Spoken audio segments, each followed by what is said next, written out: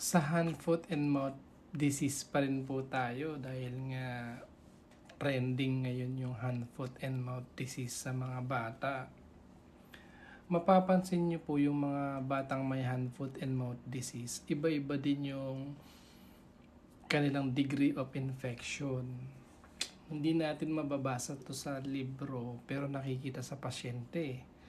Pansinin niyo po, merong mild form ng HFMD at meron ding severe form of HFMD.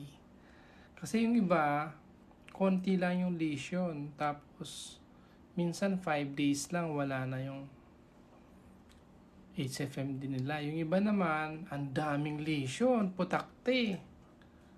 Bukol-bukol talaga, tapos mataas yung lagnat, tapos ang tagal gumaling. So, ibig sabihin,